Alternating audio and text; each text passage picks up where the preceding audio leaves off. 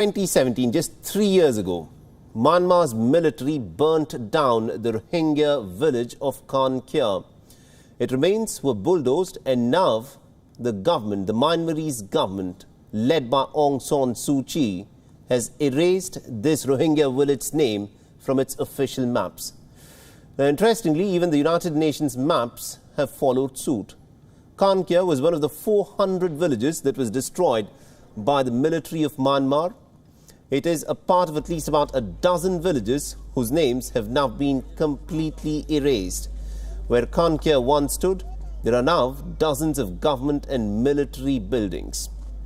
On the United Nations map released in the year 2020, the site of the destroyed village remains without a name. In fact, it has been reclassified as a part of a nearby town which goes by the name Mongdo. Now, some maps of the Rakhine state have also been removed from the United Nations site. Myanmar is constructing bases for the security forces, and it is building buildings for government departments and also homes, new homes for the Buddhist population. It seems that the government is purposely making it hard for the refugees to return to the places which will now have no names, and therefore it will be virtually impossible for people who return to stake a claim to that land. Executions, mass burials, village obliterations and mass rapes. This is what took place as a part of the genocide of the Rohingyas in Myanmar. The Myanmarese military is facing charges of genocide against what it termed as operations targeting militants.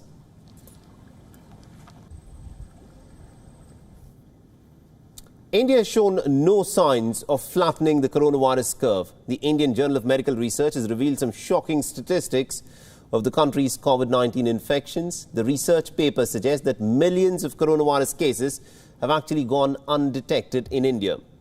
Now, the Indian government scientists and other experts have conducted the nationwide survey for the month of May.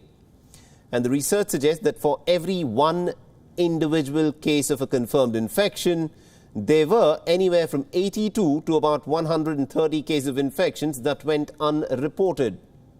And this ratio stands just for the month of May, when the total confirmed cases in India were about 180,000, which means that the country nearly had about 6.5 million cases in just the month of May.